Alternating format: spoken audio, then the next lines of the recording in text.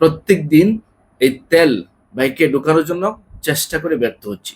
গতকালকের ঘটনা, গেলাম কাশিগঞ্জ বাজারে পাম্পে, অনেকক্ষণ দাঁড়িয়ে থাকলাম, তারপর হুট করে তেল বন্ধ করে দিচ্ছে। মানে পাম্প ওলারা হচ্ছে মানে এত বেশি একটা ভাব দেখাচ্ছে সুযোগের সদ্ব্যবহার।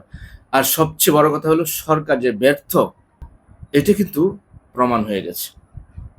আপনারা তেল বাহির থেকে আনতে পারছেন না, আবার বড় বড় কথাও বলছেন যে তেলের অভাব নাই সংসদে। যত তেল সব সংসদে মনে হচ্ছে। পাম্পে তো নাই তেলগুলা, তাহলে কি ওনার বাসায়? পর্যাপ্ত তেল থাকলে কেন কোঠা করবে? মন্ত্রী যখন বলতেছে যে আমার তেল রিজার্ভ আছে, তাহলে মন্ত্রী সাহেব জিজ্ঞাসা করুক তেল কেন। ওনার বাসায় আছে নাকি ভাই? হ্যাঁ, আমার কোশ্চেন, ওনার বাসায় তেলগুলা? পাম্পে তো নাই তেলগুলা, তাহলে কি ওনার বাসায়? ওনার বাসায় যদি তেল থাকে বলেন, আমরা সবাই যাই ওনার বাসা থেকে তেল নিয়ে আসি। 120 টাকার তেল যদি বলে 150 টাকা, আমরা 150 টাকা 200 টাকা দিয়ে কিনে নিয়ে আসি। তো ওনার বাসায় যদি থাকে তেল, তাহলে তেলটা বের করুক। উনি যেহেতু বলছে, তাহলে ওনার বাসায় আছে তেল। কি বলেন ভাই? অবশ্যই। যদি না পারেন ছাইরা দেন না দায়িত্ব, পাবলিকে এখন খেপায়েন না, তাহলে কিন্তু পালানোর সময় আপনারা পাবেন না।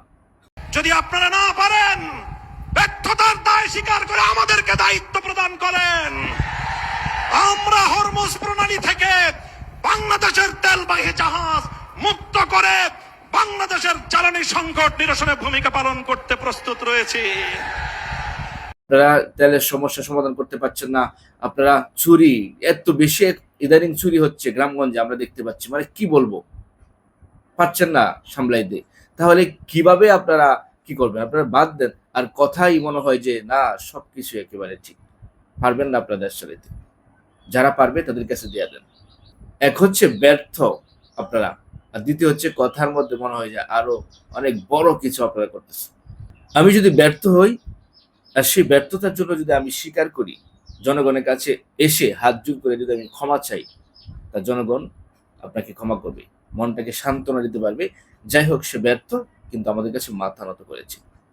কিন্তু আপনারা ব্যর্থ হওয়ার পর এত বড় বড় কথা বলছেন, যেটা আশ্চর্য হওয়ার মতো, অবাক করার মতো। তাই বলছি, যদি না পারেন তাহলে দায়িত্ব ছেড়ে দেন। মানুষকে, জনগণকে এইভাবে হয়রানি করেন না, কষ্ট দিয়েন না।